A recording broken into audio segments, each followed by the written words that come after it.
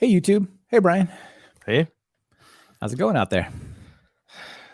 Well, here, I'm still getting over that cold, so apologies ahead of time for any coughs during the show. So. I think you sound pretty good. I think you're ready. Yeah, I see that you've come wielding a staff of mighty power. I was cleaning my office and I found the Python staff, so I'm like, I'm bringing this out for the show. Yeah, that was when we used to go to conferences. Do you remember that? Where like people, they'd all get together. I think they might be making a comeback. I think so. I think I might be attending some conferences in the future. Awesome. So am I. I'm looking forward to it. Before we get to our topics, also want to say thank you to a new sponsor this week, or not totally new, but new for recent times, Compiler, the podcast from Red Hat. So awesome to have the support from Red Hat. We're going to be telling you more about them later. But Brian, did you have some comments about conferences actually you wanted to share? I do, but did we do the welcome thing already, or do we? Oh, no, we haven't. We're all scrambled up today. Let's just mix it up. Let's make it different. This is episode 308, recorded November 1st, 2022. I'm Michael Kennedy. And I'm Brian Atkin. Yeah. Let's do it. I did want to talk about PythonCon. So PythonCon is coming up. So when is it? It's I wrote this down even so I could remember. It's April 19th to the 23rd. It's but we bring up PythonCon US because the site just launched recently. So pretty excited about that. Linking to a blog post about the site launch and the call for proposals. So again, it's going to be, let's just hop over to the big one. It's kind of a cool look to it now. It's an homage to some of the old ones. Because there's what's the 20th anniversary special, so it's some of the old pictures, so you can try. I see. So it's a bunch of tiles, and the different tiles are actually like the hero image or whatever. Yeah, from that year, or bits of it or something. Yeah. So yeah, it looks cool. So PythonCon US is going to be April 19th to the 23rd. Well, that's when the talks are. It's longer, so there's tutorials ahead of time, and then there's like hack days or whatever they call those afterwards. So if you could stay longer, awesome. But the talk part is the 19th through the 23rd. Salt Lake City. The site looks great. The call for proposals is up, and that's really kind of what I wanted to highlight is so people start thinking about your talks. And of course, we've got some more information about talks coming up later in the show, but the deadlines, what are the deadlines? So we've got the CFP just opened the 18th, and then it's through December 9th. So but don't wait until December. Get those in early. So anyway, excellent. I think I'm going to submit some because I kind of think I want to go to PythonCon this year. I didn't go last year. What do you have you thought about it yet, Michael? Yeah, I've definitely thought about it. I'm very much considering going. For me, it's like, is Talk Python going to get a booth and have like a bunch of presence there? In which case, going to the conference means hanging out at the booth for 3 days, which is kind of awesome, but also it's like not exactly a conference. Yeah. Or maybe I'll go low key and submit a talk and then just like cruise around the halls. I haven't decided, right? I could do a bunch of podcast recording live there, right? So there's trade-offs to both, obviously. So I gotta think about what I might want to do. Yeah, I think I'm going to submit some talks, but one of the things I wanted to bring up with submitting talks is to not to do it because it's a good experience to submit a talk. Even if you don't get the talk, it's the process of going through that submittal process. I think it's a growth experience, even if it gets rejected. And don't feel bad because tons of people submit talks and they can't accept all of them, obviously. So yeah. Absolutely. Anyway, cool. Well, that'd be exciting. I actually want to do a bit of bookkeeping before we move on. Oh, yeah, it's a good idea. For people who typically attend our live stream recording, which we really appreciate that. That's awesome. We see a bunch of familiar faces in the chat already out here, and we do that live on YouTube, and then we polish it up and send it out to the world over the audio channels. So I think you can get a lot out of the video version. That said, we're moving the video version, right? We are, and it's my fault. But so I've got a All I've right. got a periodic meeting that happens in my day job, and it happens at noon on Tuesdays, and that's when we usually used to record. So we're just shifting it a little bit. So we're gonna do 11 a.m. on Tuesdays. So Exactly. It's just an hour earlier on Tuesdays. So I want to encourage people to go to pythonbytes.fm/YouTube, and it'll take you over to our channel. If you subscribe and get notified, you'll just get a pop-up when we're streaming live. And if you got time, you can drop in. You don't have to plan too much about it. So anyway, encourage people to be part of the YouTube experience here, because we put a lot of stuff on the screen, and it makes it even a little bit cooler, I think. and while we're bookkeeping, and it's 11, if you can make it 11 a.m. on Tuesdays, maybe you want to be on the show. So reach out if you'd like to be a guest host. We still do those. So Yeah, exactly. All right. I wonder if I got anything to talk about. Let's see. How about AnyIO? I think you've AnyIO. talked about that before. Have I covered AnyIO before? No, I mean, yeah, but go ahead. Let's talk about it Well, again. let's talk about it again. So I believe that what we did was I briefly touched on AnyIO when I was talking about a syncer. I think that's how you spell it, from Sebastian Ramirez. And I said, Okay. oh, this is a bunch of cool things that enhances and like builds on top of AnyIO. And I said, some other time, if I'm remembering this correctly, I said some other time we'll dive into AnyIO proper, not just the async stuff on top of it. Okay, good. Yeah. And so here, Call me out. Fair. No, well, I got to be remembering this right. So AnyIO is a framework that lets you build async things. And when you first hear about it, it looks like it's kind of for making network libraries. Like if you were making a low-level network app and you wanted it to be concurrent and asynchronous, like, well, you could use AnyIO, which would be cool. And it has the ability to be, how did Alex, the creator of it, put it? Something like a framework that goes above the async IO frameworks. So it doesn't, like if you think of Trio or Curio, those are replacements for async IO. Whereas AnyIO will run on top and integrate with async IO, or it will run on top of and integrate with Trio. So you can kind of add it into whatever you're doing, which I think is pretty sweet. But I think its little it's elevator pitch or whatever here sells it a bit short. So I just wanted to talk about some awesome building blocks that people can use from AnyIO that I think would make them make it really fun. All right. So one of the 3.11 features actually is this idea of task groups.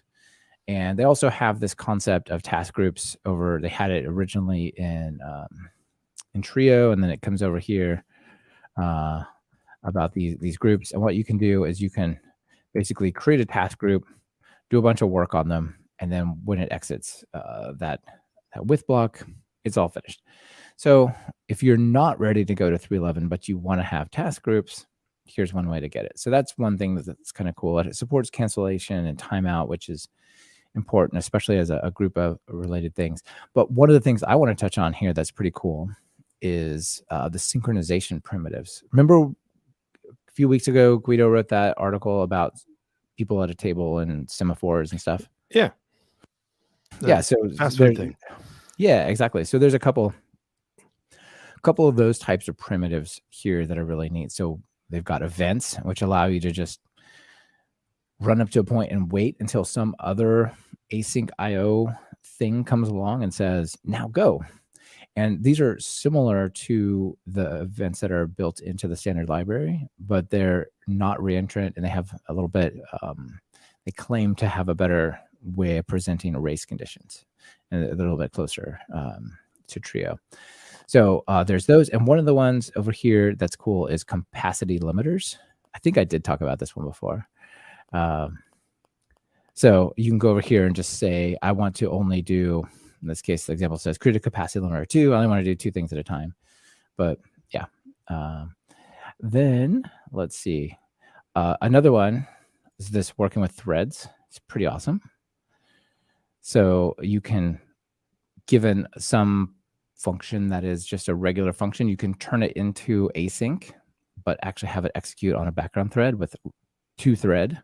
Wow. Give it that. And then you can await it just like other things that mix into your async IO world. You can also do it in reverse. If you're over in a thread and you need to run it on the async event loop, you can also push it. You can say from thread and to thread. Right, the to thread is I believe the one that the from thread will push it back to the async event loop, which is cool. Let's see. Yeah. Also, subprocesses are pretty awesome. So you can do, like, you have this idea of running your code in a thread because it's not async, but you want it to be kind of concurrent and mix it in. You can do the same thing with subprocess, and this is super cool. So you can say just run process, and then it becomes something that's a task that you can await along with your other things. Nice. Which is sweet. And then you can even go as far as to open the process and then like asynchronously work with it. So here's an example of where you open some process and then you create a text receive stream from its standard out, and you just cruise around and read from it while it's running, awaiting all the time. Wow. That's neat, right? Yeah. So it grabs it while it's printing out. So yeah. So basically what I think it does is it creates a stream that you can await, and then nice. It's just listening for process messages to come through. And then it, like the task kind of partially completes, right? Because it's an async for loop. So you asynchronously wait for an item to come in, and then it kicks it one time around the loop, and then it waits again. And yeah, it's pretty cool how it juggles that. Yeah. And then finally here, the file support. So you can now, instead of saying open, you just say AnyIO.open file, but you can async await it. It's crazy, async with await, which is a lot of crazy stuff happening. But then you can await the reads and so on. Now there's not actual asynchronous behavior in Python. So how does it manage this? Basically, it creates a wrapper that uses threads that does the file IO, and then it just sort of coordinates the communication of the IO back and forth on the threads. And as soon as it comes back from IO, which should release the GIL because it's off doing its own thing in the OS. So it should be pretty good anyway. Yeah. But it makes things like, it looks like, maybe I haven't used this, but it looks like it makes things like subprocesses and threads and normal async and await all kind of look the same. So yeah, exactly. It's like a unifying API across the different scenarios, which is really cool. So once you kind of wrap it, you're like, oh, there's just a bunch of tasks. I just call await on them. It's good to go. Nice. And then possibly it wouldn't be too much if you had to change your mind and have something be a subprocess or a thread instead. It might not wreak havoc on your design too much. So. Yeah, exactly. You almost don't even have to worry about it, as long as the parameters are can be passed, right? They've got to be pickable to go across the wire there. But as long as they can be passed to the process as well as to a thread, then like you just get a task back that talks to you. It's cool. I'll definitely take a look at this. Yeah, it definitely looks neat. And if I did actually fully cover this twice, I apologize. But it's a pretty cool project. So. We're at like 300 episodes. We probably covered everything at least once already. Yeah, we may have. We have. And just before I move off of this, I just want to say also that I interviewed Alex Gronholm over on Talk Python. When was that? September. Actually released it in October though. So effectively October or mid, a couple weeks ago. And people can check that out if they want to dive deep into it and hear the whole story. But anyway, I feel like, yeah, thanks. I do just feel like AnyIO sells itself a bit short, saying, oh, it's like a network library. And like, oh, well, I don't need a network library. But no, there's like all these little cool building blocks in there. Pretty cool. Have you used it? Is it pretty nice to use? I've not used it. Okay. I'm still working on getting my interesting projects more async capable, before like, for example, getting some of the web stuff so the front end can be more async and so on. Then I can start bringing these fun ideas in more on real projects. Back to your topic real quick. Brandon in the audience says, if one was looking at submitting to PythonCon, what's the difference between a tutorial versus a talk? Time? What else, Brian? Hands-on exercises? Right. So tutorials are what, like 3 hours or something? I can't remember how long they are. And okay, so they're 3 hours. They're also at a different time. So they're like not on the The same day day. before or something, the Yeah, main I think there are conference? like 2 or 3 days before. I can't remember how many days before they run them. I should have looked this up. Yeah. But they're before the conference, so you have to you have more hotel tickets to get, for instance. But since it's 3 hours instead, and a talk is what, like Half 25 hour, minutes or 25 something, minutes, half hour. yeah. Since they're more work to prepare for a tutorial, you get paid for them. You get Yeah. a little stipend, but also people have to pay to go to the tutorial. So, you know, Yeah. but I think they're cool things. I know a handful of the people we know do like to do tutorials if they can. Yeah, I think it's also a lot more guiding people through hands-on coding than it is, "I'm here to, like, present Yeah, it's not a story," 3 hour. right? It shouldn't be a 3 hour presentation. It's like we're going to present something and then have exercises for people to work on. People bring their laptops in and stuff like that. So Yeah. it's good. Yeah. But I then tried to there's also one of the things that people forget about is posters. Posters are also pretty cool. On the Oh, last day of on Sunday, um, I think it's on Sunday, they have the posters up, the and posters and the job fair, right? yeah, I think so. The job fair and the posters at the same time, and it really literally is a poster. So if you get one of the poster spots, you get a section where you get to have your poster up and you can describe whatever you want on there. Hopefully, it's fairly entertaining to look at and read, and then you get to hang out. So let's say you've got a project you want to talk to people about. It's not really a presentation. You have your poster up and you just hang out there, and then people come around and ask you questions. That's Yeah, pretty neat too. absolutely. Yeah. Yeah, if you wanna have a chance to just have a conversation around something you're working on, but Yeah. not go all in on a talk. I tried to submit a keynote once. Turns out you can't do it. Oh, are they They did they ask people or they something, they or said, "Keynotes are invite only, Michael. You can't submit a keynote." I'm like, "Well, I'm submitting one. You can turn it down if you want." They did. It's all right. Okay. Now, what's I want to tell you about one more thing. One awesome thing before we move on, Brian. I'm gonna tell you about Compiler podcast from Red Hat.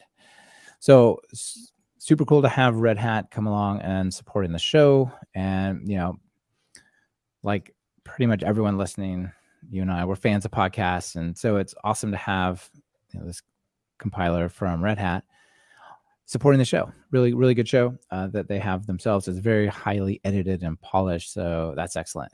So if you want to stay on top of tech without dedicating tons of time to it, you can listen to Compiler. They present different perspectives and topics and insights from the tech industry, free from jargon and judgment. They want to discover where technology is headed beyond the headlines and create a place for new IT professionals to learn, grow, and thrive. They help people break through barriers and challenges, turning code into community at all the levels of the enterprise.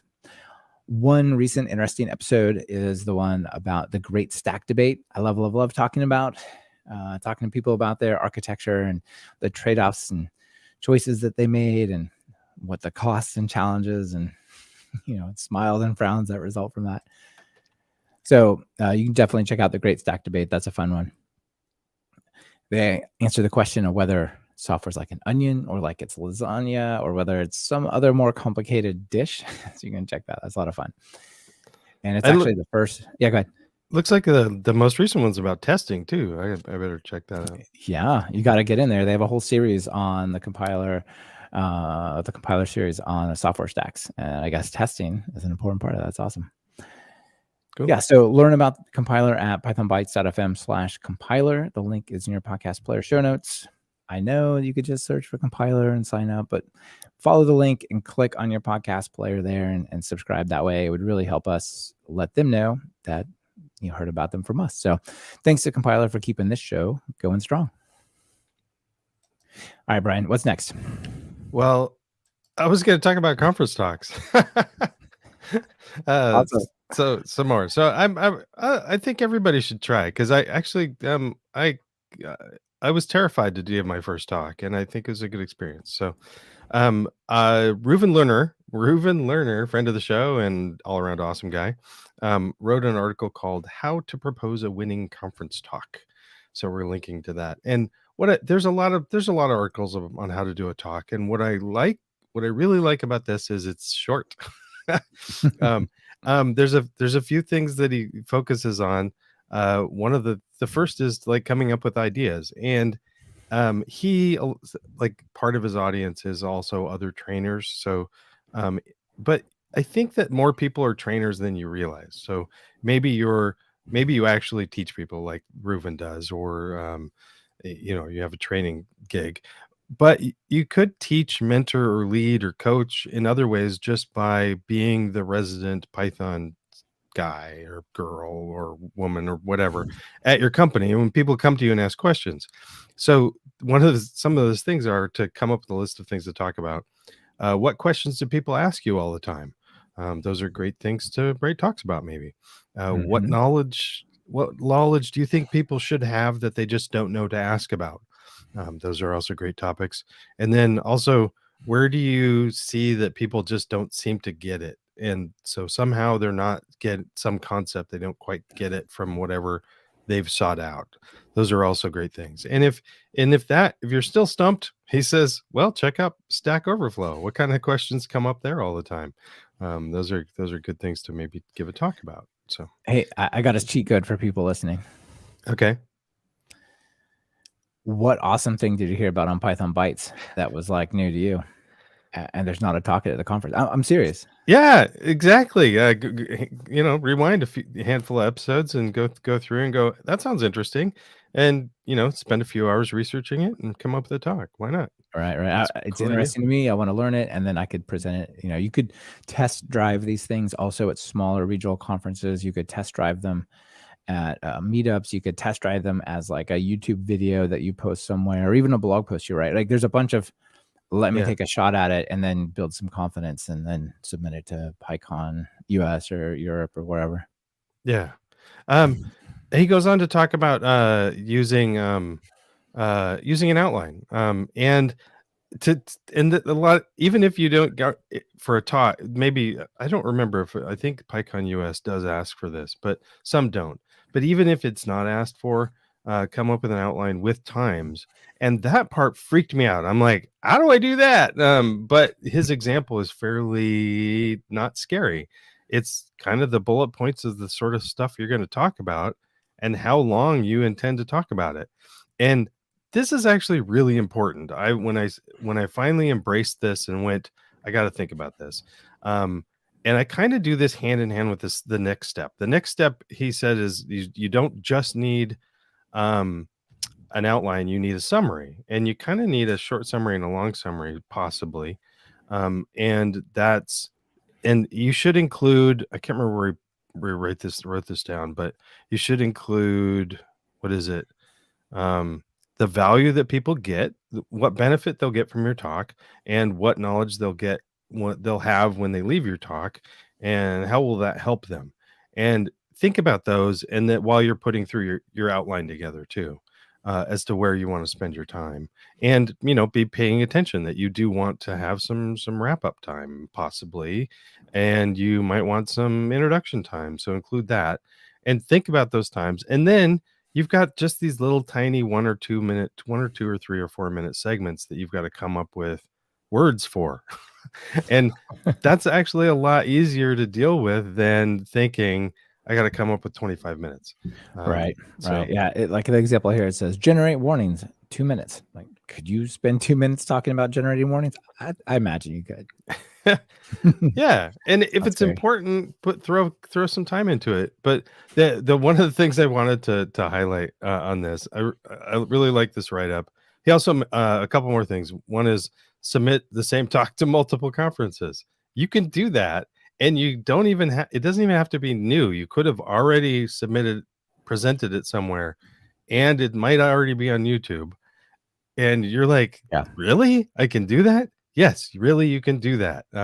Some people give talks at multiple conferences, and it's fine. You don't have to come up with a brand new talk for every conference. The other thing is the the list of topics. My mistake the first time gave a talk was I did this. I went, what are all the things I'd like to talk about? And then I crammed them all into one talk. Um, this is not what you want to do. You want to pick one focused thing so that you can go at a reasonably comfortable pace. You don't want to be talking at 100 miles an hour, or people can't keep up with you. There are some people. I'm don't get me wrong. There's some people that can talk really fast and pack a lot of information, and they're really good about it, and it's still entertaining. But I think the average person would be better at trying to go at a little slower pace. So Yep. Yeah, I totally agree about that. And that could be like you could come up with that list of all the things you want to talk about, and then that could be the source for 2 or 3 talks. yeah. Yep. Right. Like, oh, this is kind of like this all stuff seems to be about fixtures. So let's do like 5 things that are awesome about fixtures you didn't know. And then here's like why you should care about structuring your test. I don't know, whatever. Right? And if they get rejected, but from every conference that you submitted to, you're still won because you did all that work. Just turn it into a blog post or a YouTube video or something. Yeah, absolutely. A bunch of good feedback from the audience. John out there says a great place to give a talk is at the user group. Kind of matched exactly the same time I said that, so definitely agreeing there.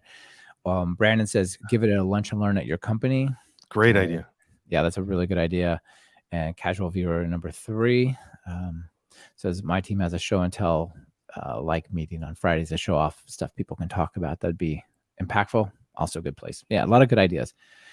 If the venue doesn't exist, you may well be able to create it. Yeah. And you might get promoted because of it, because you're like, oh, people will know that you're the expert in the company that they didn't know before. It's good. That's right. All right. I want to come back to something that I know we talked about before, but a feature of it. So we talked about Sanic when it came out. There was Sanic and Gepronto and a couple other things. This, I believe, predates Fast API even. And it was one of the very first high performance async frameworks for Python. Very cool. I hadn't really been tracking it that much lately, but if you drop over by the GitHub, github.com/sanic-org, go to Sanic, 16,000 stars, 1,500 forks. It's going really strong. I totally did not. I've not been tracking it well enough. So this is really fantastic. So a cool way to build asynchronous web apps in Python. It claims to be unopinionated and flexible. It is the plastic that you build your APIs and your web apps out of as you like, rather than being very structured in the way you put stuff together. So if you're looking forward to that, it's good. It's, like I said, it's super fast. That was its original selling point, and apparently used by millions of people, which is pretty awesome. So what I want to point out here is not Sanic exactly, but rather a new feature that was shared with us by Felix. And Felix pointed out that Adam, one of the maintainers, just added this concept of a worker manager into the new version of Sanic. So if you want to run background work, like I want to send an email, or I want to send and do other like lots of processing or computational work in the background, it's going to block up not just a single request, but it's going to block up potentially the whole web server, right? You get a bunch of things that are querying tons of data or doing a bunch of computation, then all of a sudden, or even calling other APIs, potentially that could clog up the server, especially if it can't be done asynchronously. So they added this concept of kind of like a lightweight Celery type of thing, where you can push the work off to it and have it run in the background and manage that. Okay. Except for it's just an API inside of Sanic, and it starts a sub process that hangs around and does that background work for you. So it's like you don't have to manage another server. You don't have to set up Celery or Redis and then some worker mechanism to process the messages coming out of there. You just kick the work over to this worker manager and off it goes. Nice. Yeah. That's pretty cool. Pretty cool, huh? Yeah. Yeah. And the way that it works is basically you can hook into some lifetime events. Like you can use a decorator app before server start. And you can go make sure that there's a queue that can be used for the communication across that. And then you can handle on request. And then when a request comes in, you can like push work over to it. Yeah. Anyway, you can even get it to do like some cool little printout of like the status of what the workers are up to and so on. So anyway, pretty neat. If you need to run asynchronous work and you're looking at a web framework, maybe check out Sanic. It's got this cool feature, and it's got a lot of nice async and await features as well. Cool. Nice. Yep. All right. That's it for our main items, isn't it? I guess it is. Yeah. Before we move off this real quick, Casual Viewer says Fast API is something similar called background task. Okay. Good to know. And you can also build those out of your on your own using like multiprocessing or something. Or AnyIO. Or AnyIO for sure. One of the real challenges of all of those like roll your own things are usually what happens is you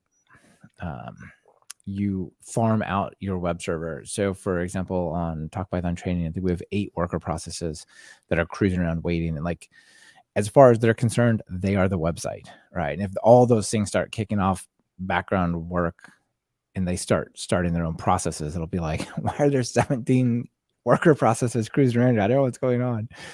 So yeah, it's kind of cool to have something that's a little more structured like that. All right, extras. You said you got some extras. Tell us about them. Well, stuck on the presentation thing, but I ran across this article called "Create Presentations from Jupyter Notebooks," and I just wanted to link to it. If you're thinking about doing a presentation and you want to possibly just use your Jupyter Notebook, apparently it's built in. I didn't know that it was just built in. So this just walks through the built-in features of how to. So you've got a Jupyter Notebook. You walk. But you can even do some Markdown. You can do Markdown in Jupyter anyway, but there's ways to have both code and Markdown together with this, with IPython display Markdown, which is cool. And then it goes through a couple more examples of things, but then there's this drop down. You can just say view cell toolbar slideshow, and then you select slide for each of your little cells, and they become slides in your presentation. And then you can use the built-in NB convert to convert it to a presentation. So just Nice. You've got an HTML presentation right there. So that's pretty neat. You can say it's a slide, you can say it's a sub-slide, a fragment, you could skip, and you could even make it notes just for like a presentation view. That's pretty flexible for per cell in Jupyter. That's awesome. And then there's ways to either show it by default, it shows the code, but you can have it hide the code apparently. And then if you want to be able to instead of doing the command line thing, if you want to toggle back and forth while you're developing it, they're recommending using the Rise extension. And I tried I'm like, is it really this easy? And so I tried it out, and sure enough, I just went through some of the examples, and it's really pretty cool. And with Rise, I've got like these examples, and then you can just with Rise, you can just select this little icon here. It looks like a graph, and it just enters into slideshow mode. Oh, nice. Within it. So what happens if you hit space in that mode? Does it like automatically take you from one to one? Okay, cool. Yeah, very nice. And you can do the arrows back and forth and stuff. You kind of, it doesn't look as good as the actual presentation at the output, but especially if you're trying to like kind of toggle back and forth to see is my stuff too big? Like right now, I would totally alter this because it looks it doesn't look good right now. Yeah. But that's kind of what you do with slideshows is you sort of work with them until they look good. But anyway, so this is something I wanted to share. It was just this. If you want to try using Jupyter for your presentation, here's a link. Kind of maybe take a look at this article. Mm-hmm. The other thing I wanted to point out as an extra is Python PyTest as 7.2, PyTest 7.2 released. I don't normally like. I mean, I personally I'm like ready to try every new release that comes out. But why I'm bringing this up is there's a couple things that bit us at work, and I want to, if they might bite you. The Py library is now separated from PyTest, so you don't get the Py library by default when you you're installing PyTest. So if you are using the Py library, you just have to make that one of your own requirements. You were cheating and not stating it as a requirement because it'll always be there. We know. I don't think we were using it at all, but I think we may have declared like PyPath or something like that. Yeah. Whatever. Yeah. A couple more things that I think is neat. A few releases ago, I added the test paths so that you can add import path for where your source code is. And for this release, they added a shell style wildcard support, so that's pretty cool. And there's a whole bunch of cool features. So yeah, check out PyTest if you're up for it. Oh, one of the things I'm really glad they deprecated nose. I can't remember where it's listed here, but they're not using setup. That's just the keywords setup and teardown. You could define functions. You were able to define functions setup and teardown, and those were run automatically. But those were run automatically because they were part of the nose support. So even if you don't know what nose is, if you're using those are deprecated. So stop using those. There's other ways to do setup and tear down with PyTest, and so check that out if you're using that. And then the first edition of the PyTest book, I actually talked about setup and tear down, and luckily in the second edition I took those out. So yeah, very good. You saw that awesome. coming. Awesome. Anyway. Cool. Bit of follow up on your Jupyter item here. Henry Schreiner says you can also use this in labs in Jupyter Lab, not the old notebook. Though if you want to use Rise live editable presentations, that still requires the old notebook. Same metadata though. Okay, so you can use Jupyter Lab for presentations too. Awesome. Yeah, very cool. And then also Brandon points out that background task from when we credited Fast API may actually come from Starlet. For those of you who don't know, Fast API is a layer on top of Starlet. So a lot of times what people perceive as a Fast API feature is actually a Starlet feature. And it also, Henry says, now the notebooks now warn you if you return from a test on PyTest, sorry. Now also warns you if you return from a PyTest function, this would be an error in PyTest 8. Okay. Good. Yeah. Well, yeah. Apparently, some people were like returning true or false from their test functions and wanting that to indicate whether a test passed or failed. Don't do that. Don't you just parse the print statements? No, the word error. No, it's an exception. if an exception happens, that's a failure. So. Of course. All right. I got a few extras and we'll bust out some jokes. These are quick. Rich, the colorizing, formatting, awesome TUI foundation is great. Now available on PyScript. So wow. Rich, yeah, you can just do rich things and just, print the stuff all out. And guess what? It now comes out as colorized output and HTML, I guess. I'm not sure where the destination is going to land, but it says REPL. So I'm guessing maybe it prints out in the REPL there. Anyway, there's a bunch of notes on how to use Rich in PyScript. So if you like PyScript and you're tracking that project and you like Rich, put them together. Also, we talked about YouTube videos, and you could, instead of making a talk, you could just make it a video. So I did a Python 3.11 in 100 seconds video that I released yesterday, day before. I think it was yesterday, actually.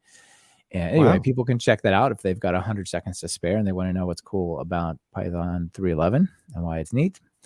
That's fun. Links in the show notes there. All right, ready for some jokes? Yes. Okay. So here's one. It's titled Laughter in Linux, but it's about Windows. So you might have to go back a ways for people to get this joke. But let's see. I know you spent some time in Windows, Brian. Let me see what you think about this. So here's sort of a karate master type of scenario. And the sensei says, just time for you to look inward and start asking yourself the big questions. What happened to the A and B drive? Because it's all you see, right? Where'd they go? Yeah. They used to make that noise. Pretty much, if it's not a C drive, it makes noise. It's my understanding from my history. Some of them make that sort of a disky noise, other like a CD seeking noise, but there's always a noise associated with a non-C drive. I know that's not always true, but it's fun. All right, other one. This one is not about OSs and disks, but rather databases, and it's dating advice. So here's a woman talking to a clearly nerdy programmer type. And it says, what do you need for a good relationship? The guy looks at her, obviously primary keys. Primary keys. Yeah. So bad. Anyway, It's that's the what I got. dude from the IT crowd. So, Okay, yeah. I need to watch more TV to fully catch the memes, don't I? so Yeah, cool. All right. Well, always fun to have you here and do the show. Thanks. definitely. Thanks. And thanks everybody for showing up an hour early. I really appreciate it. Yeah, absolutely. We'll try to stick to that time for a while, and I guess we'll let you know if we don't. All right. See y'all later. Thanks.